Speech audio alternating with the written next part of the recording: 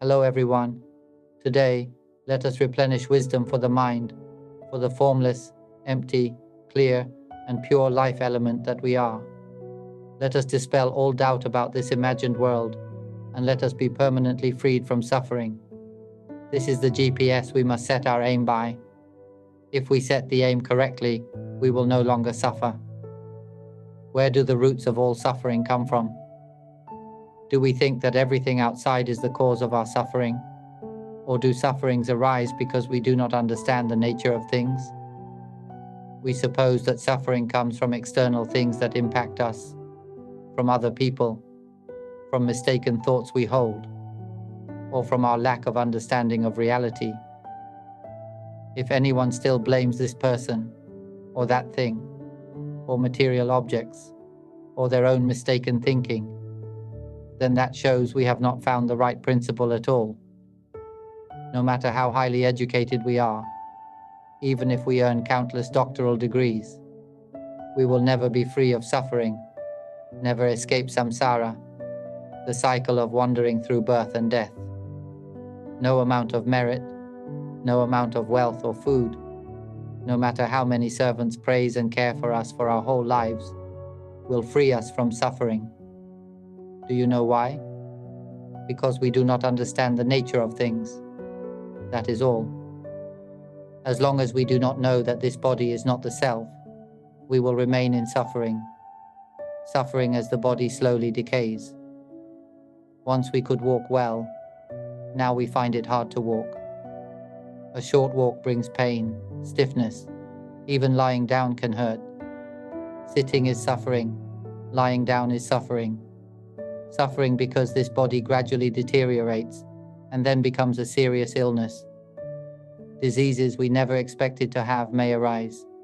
Diabetes, high cholesterol, allergies, stomach disease, intestinal problems, stress, insomnia, confusion, migraine, depression, bipolar disorder, cancer, illnesses we never had before. We may get them all. Once ill, we must be treated. It's like our body becomes a lab mouse for medicines to be tested on us. Sometimes the treatments work, sometimes they don't, and we suffer with sickness after sickness. This illness hasn't healed, a new one appears. Then we fall ill again. Breathing feels shallow, food tastes unpleasant, and we continue to suffer more and more. The knowledge we have acquired does nothing to help us. Even those who care for us constantly cannot truly help us. We cannot even help ourselves. This body steadily declines until, in the end, it breaks down, stops functioning, and dies. Is that not the truth? Before it breaks down and stops functioning and dies, at that time our thoughts scatter. We worry about possessions, worry about children, grandchildren, spouse, parents. We begin to worry about everything we believe belongs to us. We even worry over what they will do with our body when we die. Will they cremate us? Will they scatter our bones into the water? Will they perform the river ceremony? Will they hold a proper funeral for us? Even before we are dead, we plan and think, if this body dies, will they do this or that for me? I ask. Once we are dead, and the mind has left the body, our mind has already gone to find a new body. This body is not our body anymore. Whatever they do with it is no longer related to us, because we have already taken on a new body. Do you see? Yet we run around agitated and suffering over all these things we cling to as ours, and we suffer because of these attachments. So what do we call those people? Foolish or wise? Do you know that when the body disintegrates and dies, the mind immediately seeks a new body? All that we have studied our whole lives cannot help at all. The mind goes to find another body, and most often it is the body of an animal, becoming water creatures, land creatures, birds, beings underground, in the air, even in outer space. To be born as a human again is not easy at all. It is extremely rare. Why? Because the percentage of becoming human is exceedingly small, only 0.0001%.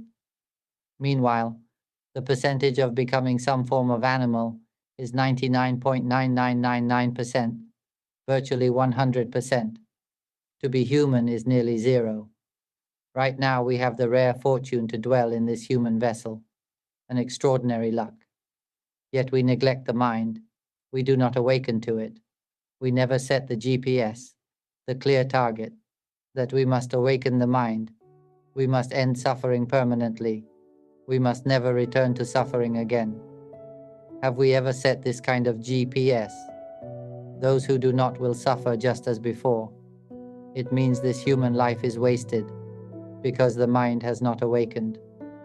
Once we gain a new vessel, and that vessel dies, our mind goes searching again. As I said, there are countless animal bodies awaiting us. When this body dies, the mind does not care.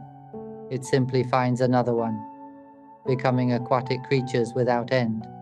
Yet all learning about the underwater world is wasted. The body dies, the mind goes to another form, becoming creatures underground, learning underground existence, only to die in vain. Then the mind drifts on, finding a body on land, becoming land creatures, learning life on earth. But no matter how skilled, it ends in death again, empty of true gain. As long as the mind has not awakened to itself, it will keep seeking new bodies. Each body has its lifespan, short-lived. Is it not so? It could even be this evening that the body breaks apart and dies. Earthquake, building collapse, falling ground, slipping, fainting, shock, dying by any of 108 causes. Accidents of every kind can end life at any time. The truth is, we are living in carelessness, while our mind inhabits one vessel or another, great or small. No matter how clever we are, if we do not know the science of the mind, it is all wasted, a life ending in vain. That is why I speak of the mind, of the knowledge of awakening to the mind. I want every person in this world to hear it. Children, the elderly, the disabled, women, men, every gender, every age, every tradition, every religion, every nation, every race, every country. All can hear, because it is not about religion. Every person has a mind, yet no one truly knows the mind. All of us are the mind, the life element, formless, extremely clear, supremely pure. Yet we do not know that we are this pure element. Instead, we think we are human. We depend on thought to assign meaning, to call ourselves human. We believe this body is ours. This is only the outer peel. Our sense of self has three aspects.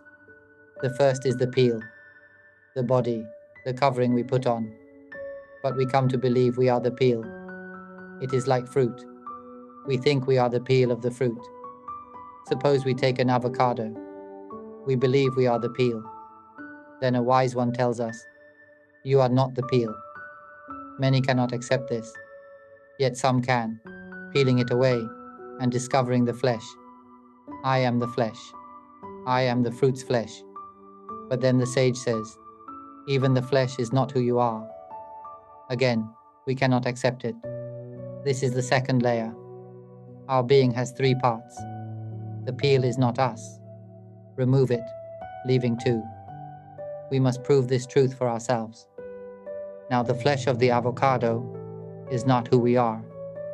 Most people think the flesh is the self. They discard the peel and believe that the flesh is who they are. But what truly represents us is the avocado seed. Whenever we dare to turn away, to no longer cling to peel and flesh, we awaken to see that we are the avocado seed. This is our true being. Why is this said? The avocado peel cannot be planted to sprout. The avocado flesh cannot be planted to grow. Only the avocado seed can be planted and give rise to life. Because the seed is the original element. Who would believe that a great tree comes from a seed? Who would believe that this tiny seed is the source of a vast tree. Who would believe that it is the seed itself that brings forth all things? In the same way, our mind is like this. Our mind is the life element that is formless, empty, clear, and pure. The originating element that creates all things, that brings forth infinite universes. Have we ever truly known this? Number. Yet this is our nature. Our pure element has wandered through the cycle of changing vessels, circling in the cycle of suffering, born of fabrication. We have dwelt in countless material forms, changing vessels again and again. We have been every type of creature in the cosmos. We have had offspring beyond counting, infinite. When born as female creatures, we bore many young. We have been every gender. We have inhabited all types of beings. We have had countless parents, countless friends. In truth, every person in this world has at some time been our parent, our child, our grandchild. We have been bound to one another as friend and foe, as love and aversion. Each birth we meet again in this cycle, as if trapped in a dimension of fabrication. As long as we have not awakened to this knowledge of the mind, when this body dies, we will seek a new vessel. Once in a new vessel, new parents teach us that we are their child. We must work, think, remember. They teach us that this is our body, and we believe it completely. They train us to remain bound here. We live, and then teach one another the same, to believe that we are this species. We eat, are eaten, and die in vain. But the mind itself remains unaware. We do not know that we are the pure element. We drift, searching for a new body. Consider why the mind keeps seeking new bodies without end. When will it stop? The truth is simple. The core of mind itself does not arise. What arises are only appearances, fabrications. Our mind fabricates these states in order to attach to new vessels of material form and dwell within them. When that vessel disintegrates and dies, we stir, fabricate again, and cling to another vessel. We call this being born, and then we keep fabricating, clinging, and learning all over again. In the end, that body breaks down and dies in vain. All knowledge dissolves. We fabricate anew, attach to another vessel, obtain a new body, and then struggle again to live and to feed ourselves just the same. This is the cycle of suffering, the endless cycle of fabrication. We change bodies again and again, born to be deluded by the body, born to dwell in fabricated states, relying on inner voice, on mental images, on feelings, on the act of knowing. We are born to use these tools, only to fabricate, fabricate, and fabricate. If I were to tell us this, do you know that we have made it all up ourselves? That right now we imagine we are human. We invent that we are speaking, that we are listening, that we are conversing. We make up that we are human, that we are animals, that we have given names and family names.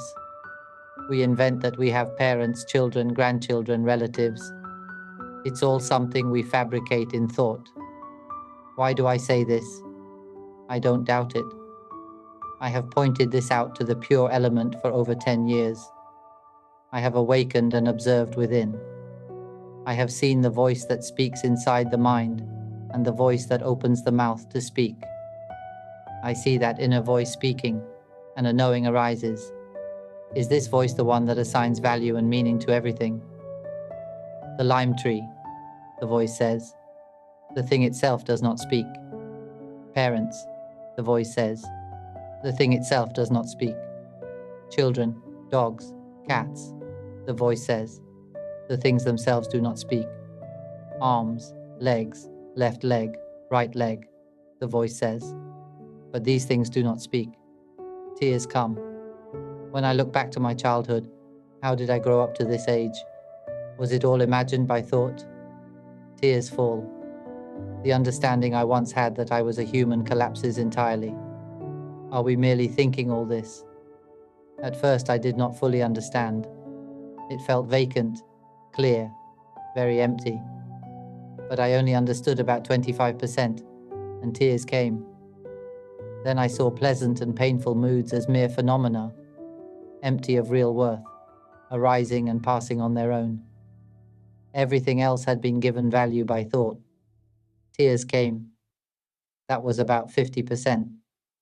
After that it became continuous seeing. Then it saw the thought that speaks inside the mind, that inner voice, and it saw it all the time, even during sleep. That was about 75% of awakened insight. There was no doubt at this stage. There was a sense of, I am good, I am capable, I know everything. Pride and selfhood arose.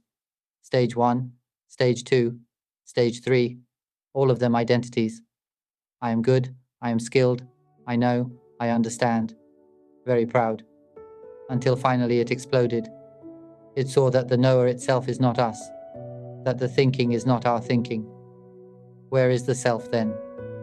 It was like tossing a bomb into the chest that shatters into pieces. Everything was brilliantly illuminated.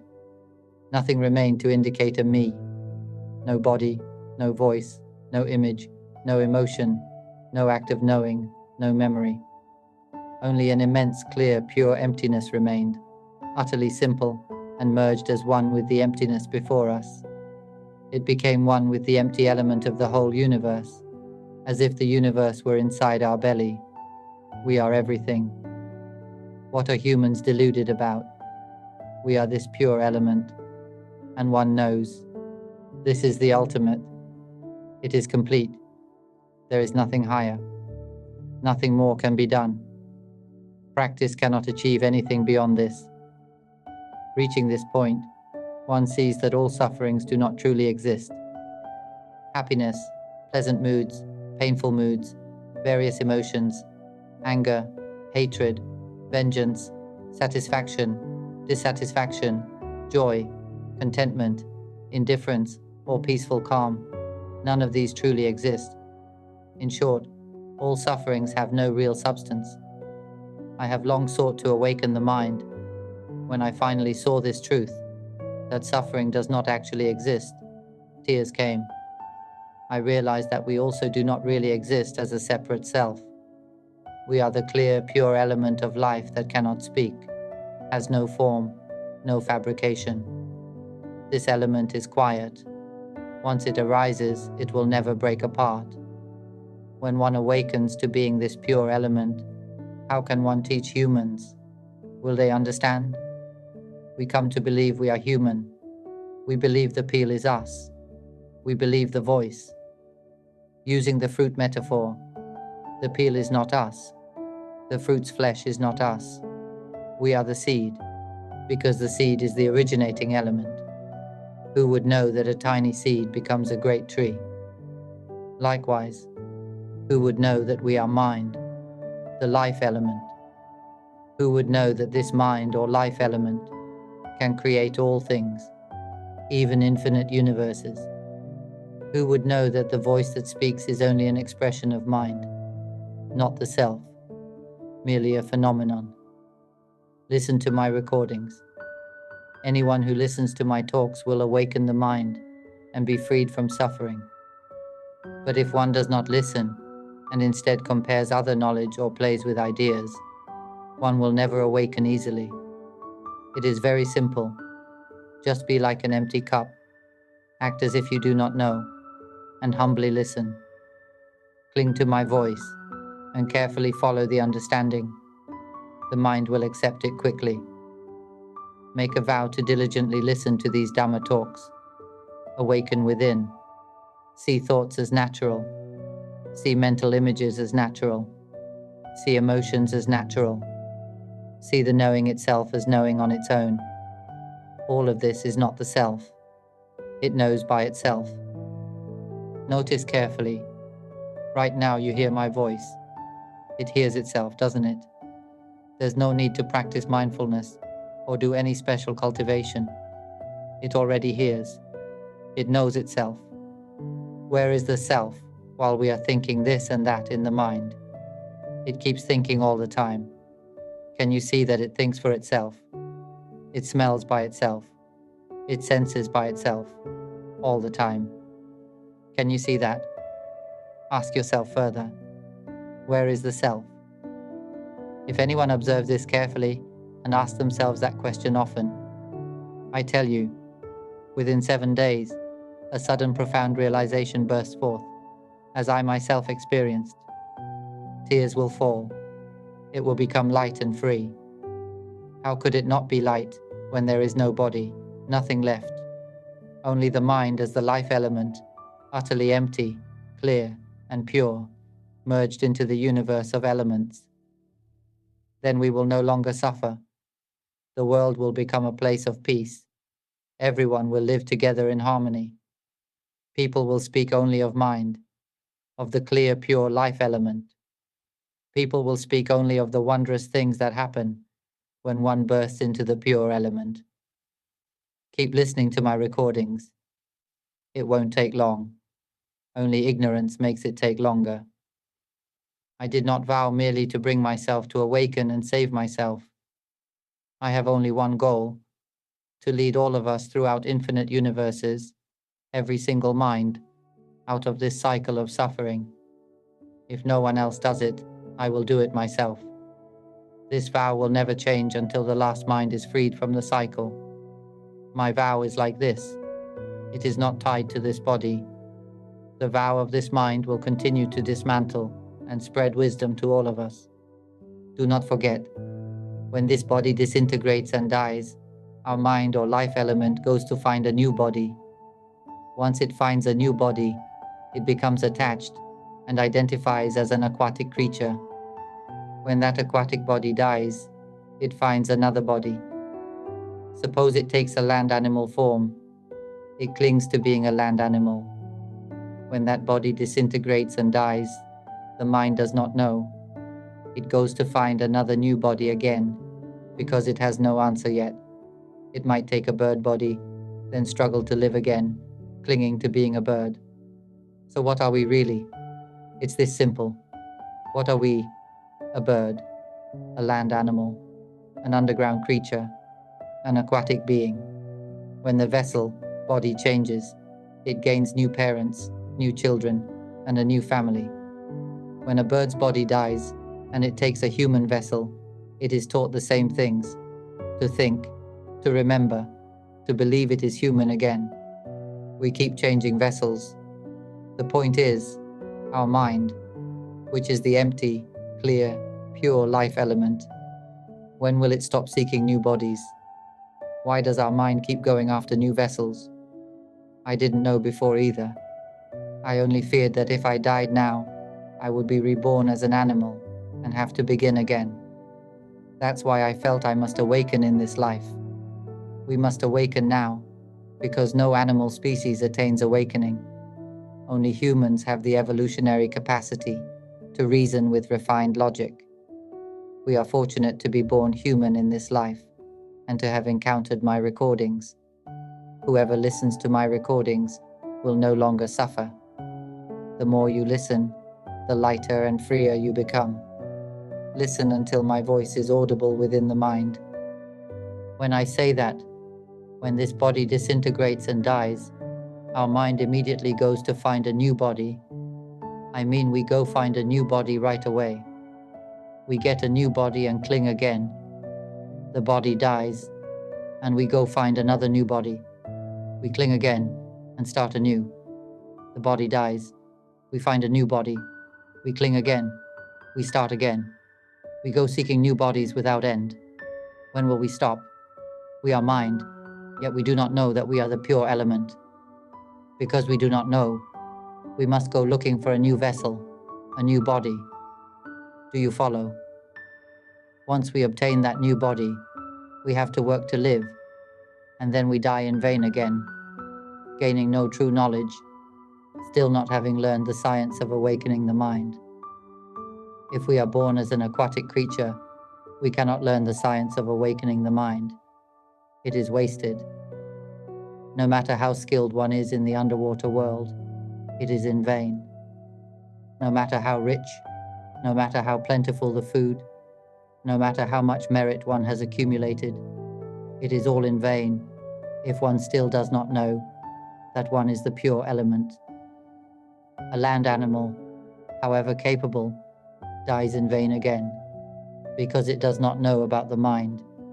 It does not know the method of awakening to the mind. It has not awakened to its own mind. Without awakening, it dies in vain. A bird, a subterranean creature, a being in the air, what then? However accomplished, however excellent, without awakening to the mind, it is death in vain again. We then go seek another body, and eventually we find ourselves as human, and believe we are human. I have already said that mind, or what we take to be us, can be explained in 3 layers, right? The peel, or the body, is not us. The second layer, the layer of fabricated thought, is also not us. This body is not us. The speaking voice is a fabrication. The voice is an activity of the mind, not us. Mental images are fabricated, not us. Emotions of pleasure and suffering, any feeling at all, joy, sorrow, happiness, suffering, indifference, satisfaction, dissatisfaction, calm. All these emotions are fabricated activities, not us. Yet we sink in and drown in emotion. Even the very knower is not us. It too is an activity. All of these belong to that second layer. We get stuck in the layer of the peel, and if we refine our attention a little, we then get stuck again in the layer of fabrication, clinging to being very peaceful, wanting to possess peace, wanting to see the state of calm, wanting everything to be quiet. How peaceful, how calm, nothing disturbs me. That is attachment to peace. It is like a rock pressing down on grass, so it stays pinned, stuck in emotion, stuck in the world of fabrication. These conditions cause repeated births without end. I do not teach you to be born. Whenever birth occurs, there is suffering. This second layer is not us. When we see that these states are not us, only the pure element remains. Imagine removing the body. I say this often. Erase the body and see what remains. Try closing your eyes. The body disappears. Suppose you erase the body. What do you then see? Nothing. Darkness, right? Now ask further. Can you see the voice that speaks in the mind? The voice that is speaking now. Can you see it? Whether it speaks with the mouth or within the mind, call it thought, if you like. Do you see that it thinks in the mind? It thinks. It speaks within. Do you see the voice that speaks in the mind? Who is that? Erase it. If you can see the voice that speaks in the mind, and see that it thinks for itself, that it speaks for itself, that there is no owner, can you see? When you observe that the thoughts in the mind arise on their own, for example, it thinks, better go to the market, stop by to look at apples, maybe check out pizza, maybe a burger, perhaps I'll buy a salad at the market. Do you see this inner voice saying, go to the market, go to the corner, go walk around the mall? Do you see how it keeps thinking like that? If you can see the voice that speaks in the mind and realize it is not you, then you will understand. It thinks for itself, nothing more than a passing phenomenon. If we see that this voice that speaks is not us, imagine erasing this voice, erasing the mental images as well. Every time we think there will be an image, erase them. When we think and things go as we imagined, pleasant feelings arise. When they do not go as imagined, painful feelings arise. In short, all emotions, observe carefully, appear on their own, and then dissolve on their own. Sometimes a pleasant feeling comes, a brief laugh, and then it's gone. Sometimes a painful feeling arises for a moment, and then it's gone. Do you see these states? Whatever the emotion is, it is merely an activity of mind. It appears and then dissolves. When you can see this, you will become light and free. See that the voice is not you. Mental images are not you. Emotions are not you. Erase them. Erase the voice, and there is no voice. Erase the mental images, and there are none. Erase all emotions, and there are none. Erase memory completely, and there is no memory. Erase the current sense of knowing, hearing the voice. Erase it, and nothing remains. No knowing, no thinking, nothing at all. That is our mind. We are the pure element, empty and extremely clear, without any fabrication at all. It is unmoving, unborn, unbroken. Nothing can destroy this pure element. It remains bright like this, one with the entire universe of elements. It is one with the universal emptiness. That is the true self. Therefore, the three levels of selfhood. Remember that the body level is not us. Most of us fall into the delusion of thinking we are human. Never forget, the mind cannot be human. Understand? This human body is born to disintegrate and die. It does not last long. The voice that speaks is an activity of mind. We create it to use for fabrication in order to understand the mind. We inhabit various vessels, using fabrication and the body to try to know the mind. But at no time have we truly known the mind.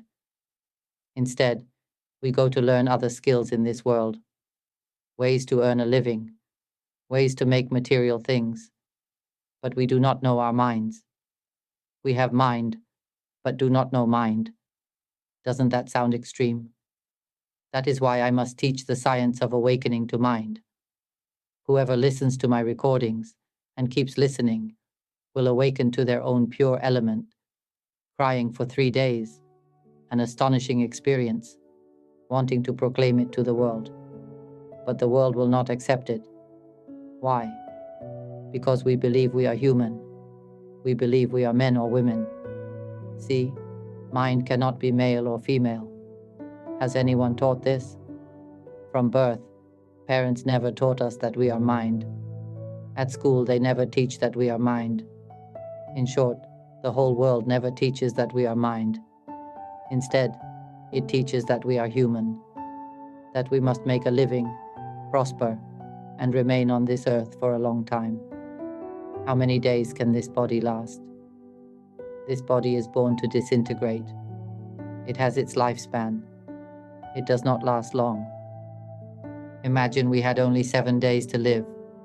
What would we do within those 7 days? It's a simple question. Most of us would say we would stay with the ones we love and then die in vain. Some would eat themselves to death. You know, the more they eat, the more they suffer. In the end, they gain only suffering. Some say, these 7 days I will be with the person I love most. I will do my best. I will love them completely. Do you know what happens? We suffer the most. The more we love, the more we suffer. No matter how much we eat, we only suffer more. I'm telling you, those 7 days would be sheer torment, burning pain in the heart. We gain nothing from those 7 days if we have not awakened to the nature of the mind. We will suffer. We will not sleep. We will be stressed. We will cry every day. The more we love, the more we will weep and suffer. No matter how much we eat, we will cry and suffer all the more. Those 7 days become unbearably painful. After 7 days, the body dies. And do you know what happens? We go find another body and start again. We gain nothing from having lived. It becomes an endless loop. Born to eat, eat and die. Die in vain. Then begin again. Born to eat and die in vain, and start again. We are the clear, pure element of life, but we simply do not know that we are that pure element. Why don't we know? Because this clear, pure element has no fabrication. It is without fabrication. This deepest level of life, the first layer, is the most subtle. It has no fabrication, no form. We are a formless life, very clear, very pure, without any stirring, not even a speck, absolutely unmoving. When our life element wants to learn, it creates fabricated states to wrap itself. It produces acts of knowing to wrap and cover itself like a soap bubble. Once we begin to form these fabricated states, to form acts of perception that encase us like a bubble, then a form appears. Do you understand? The emptiness within that bubble is our true being. But if that soap bubble bursts, our being becomes one with the universe of elements. Yet we are stuck in the world of fabrication inside the bubble. When the bubble encloses us, that is, when we think, we have already made the bubble that wraps us. When we think, when we imagine, when emotions arise, when perceiving occurs, when feelings arise, when memory or understanding are fabricated. Right now, you are hearing my voice, and you believe you truly hear it. That means you have already created the bubble that wraps you. Do you see? The bubble is always wrapping us. Let me put it differently. The fabricating thought always wraps us. In short, our empty, clear, pure elemental life cannot learn itself directly, so it creates a tool, the fabricated states. I'll roughly divide these fabricated states into two kinds, enough for now, the perceptual activity and the fabricating thought activity. The fabricating thought activity consists of voice, image, emotion, and memory. If we see that the voice that speaks is not us, suppose we erase that voice, erase the mental images too. Every time we think there is an image, erase them. Now, once we have an element of knowing and the fabricating thought that wraps us like a bubble, we begin to move and cling to a bodily vessel. We start to rely on those acts of perception and on fabricated thought. Emotions arise. We begin to remember the stories inside the new vessel. We begin to learn again. We can recall images and process them. We can recall sounds and process them. We begin to speak. We begin to think. Then everything seems complete, and we immediately believe we are human. Bring it in. We are mind, the formless, clear, pure life element. But once we create these acts of knowing and thought as a bubble that wraps and clings to the body, we immediately think, this is my body. These are my limbs. These are my parents. This is my house. This is my car. Now we believe we are human. We believe that these are truly our limbs, that this is really a lime tree, that this house is real, that this car is real, that these are really our parents, children, relatives. We use this voice to speak. Who can see here that the limbs do not speak? But it is this voice that assigns value and meaning. It is the bubble that ripples and covers the mind constantly. Because of that, we cannot see ourselves. We do not know that we are the pure element. We are simply ignorant. We do not even know how we came to inhabit this body. We do not know what we truly want. When the body dies, we do not know where it goes. There is only ignorance. That is why I say, come and awaken the mind. Whenever we awaken within and observe inside, seeing that inner voice that speaks in the mind, seeing that this voice is the one that assigns value and meaning to everything, parents, children, this voice says it. Then it continues. Go to the market and buy a pizza, the voice says. Pick up some pasta, maybe some salad greens, a little cheese, tomatoes, olive oil to prepare a meal. Add some bread to enjoy alongside. The moment such thoughts arise, images appear in the mind. Do you see? Try thinking it inwardly. An image and a voice arise together. As soon as we imagine it, go to the store, choose this or that. Pictures come.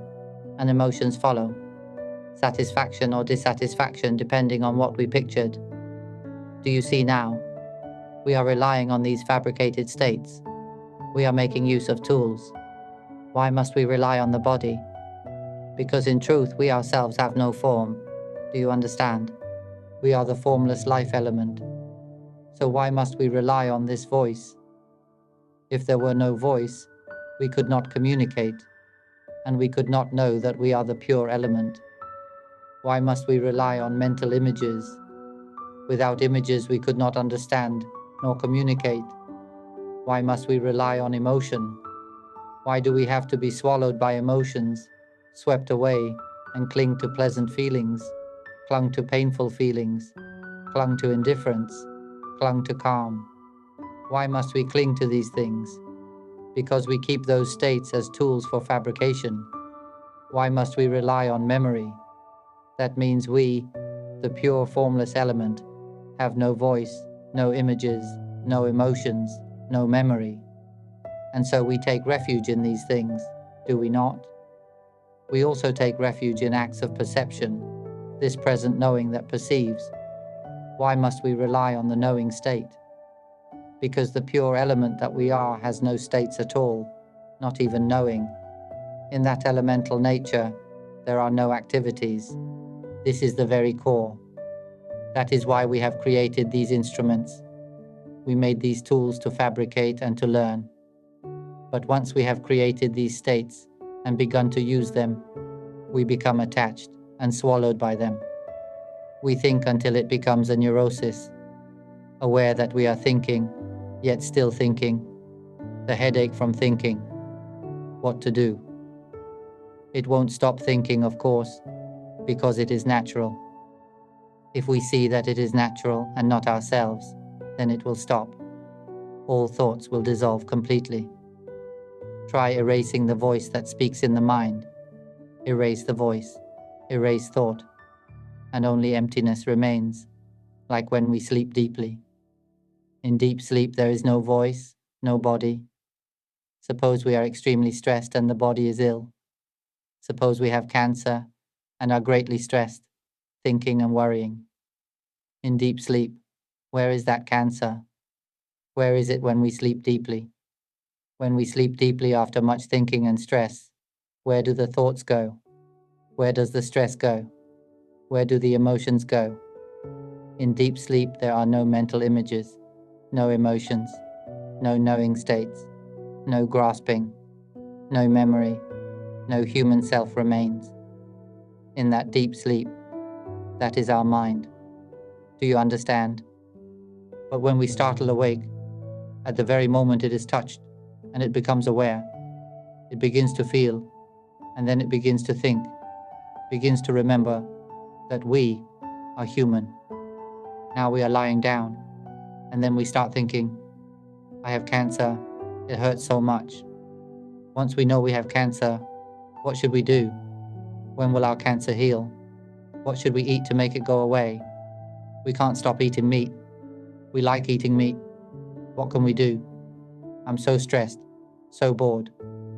If I eat meat, I can't eat it. And if I don't eat it, it isn't tasty. Such suffering. We get stressed, and then we start thinking. We begin to remember the story that we are human, and we suffer because of being human. But when we are in deep sleep, the being human disappears. At that time, nothing of it remains. I don't mean to tell you to go to sleep forever. As long as we lack wisdom, we will be born without end. If we die in that state, in deep sleep, we will go seek a new body just the same, be reborn the same way. Don't think you won't be reborn. Our mind will cling to a new vessel, begin again as a new being, over and over. Born, die, born, die. The mind itself never truly arises or dies. Do you see that none of this has any real, lasting existence? Again, when we are in deep sleep, that is our true pure element, but it lacks the wisdom to know itself as the pure element. I use the simile to show that in deep sleep, we are that element, pure like that, and we must awaken to it by seeing that nothing is us. See, right now, see that the voice speaking as you open your mouth is not our voice. Whenever we think or speak within, see clearly that this voice, observe carefully. Who is that voice that is speaking? Observe closely, and you will see that what thinks is thinking for itself. When you truly see this, it will explode. It will be as if, what have we been lost in? Have we been clinging to this voice that has been speaking all along? And where then is the self? Tears fall. A lightness and relief arise. About 25%. Keep seeing. Keep seeing these thoughts continuously. And who is it that knows right now? Who is it that smells? Who is it that hears? And who is speaking this whole time? Thoughts speak continuously. I understand now. Where is that understanding? Who understands? Try observing like this. Notice where the feeling of understanding is, and then ask who is knowing now, who is hearing the sounds here, who is seeing now, who is smelling, who is tasting, who is feeling, who really is the one that knows. It knows itself. See this clearly, and where is the self? Keep practicing this observation. Keep asking yourself like this. That's all. Just observe and ask yourself, does it hear on its own? Does it know on its own? Does it speak by itself? Does it think by itself? Where is the sense of I? Keep observing. Keep understanding. Listen to my talks often. Right now, as you are listening, who is hearing this voice? I tell you, that which is aware knows by itself. No training is needed. Yes, it knows on its own. It hears its own voice. Who is speaking right now? Who is this? Is this thought? Is this the voice? Is this the very thing that fabricates everything? Parents, house, car, possessions. Where is the sense of I? And then tears may come, along with a lightness. The self is not there. What is it then? You keep seeing this voice speaking, and you see that the voice is not you. Even while it is speaking, you know it is not you. Yet it still speaks. There is only the voice functioning right now. So where is the self? While awareness is here, who knows? It is aware of the sound now. Who? Where is the self? Observe inside like this, and see the voice that is speaking, like I'm showing you. Just seeing this. I want to say that within 15 minutes, the awakening of the mind, the skill of awakening, is very simple. It takes 15 minutes. But if someone listens and is confused, can't catch the point at all, don't ask why. It's okay. Listen often, and it will slowly begin to make sense. I have said all this to tell you that this voice doesn't actually exist. It has no self. It's only a passing phenomenon. I say all this to tell you that we are not humans. We have never been born into this world. Do not cling. Mental images have no real being. Do not cling to them. Pleasant moods are happiness. Unpleasant moods are suffering. Calm, neutral, or any mood. Do not cling to them. They have no real being. Let them arise and pass according to their nature. Whether you see them or not, they will dissolve. Don't strive to see them.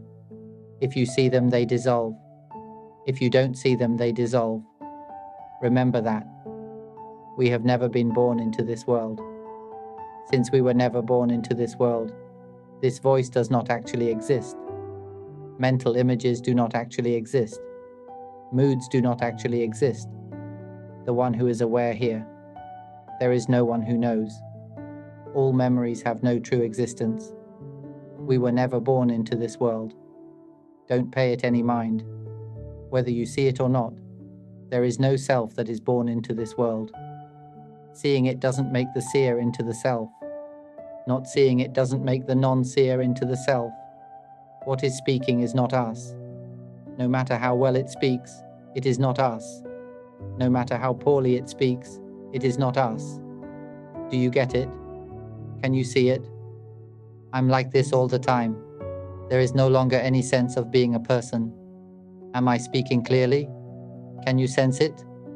This language, the inner functioning, works on its own. It speaks of its own accord, automatically, like the heart, which beats by itself, like the intestines and the lungs that do their work on their own. The voice works the same way. Mental images arise on their own. In short, the nature of the voice that speaks in the mind simply performs its function. It speaks by itself. The nature of mental images simply imagines by themselves. The nature of emotions simply fashions their own moods.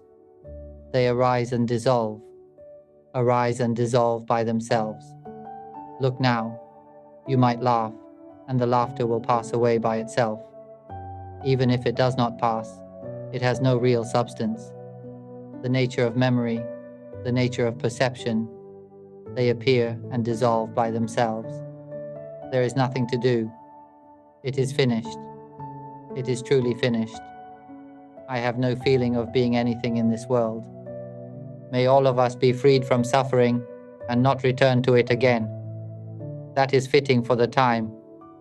I will end it here. If you're interested in these teachings on awakening, mind observation, and transcending suffering through wisdom, we'd love to hear your thoughts. Share your insights in the comments, provide productive feedback, and if you find this content valuable, don't forget to like, share, and subscribe to the channel. Sadhu, sadhu, sadhu.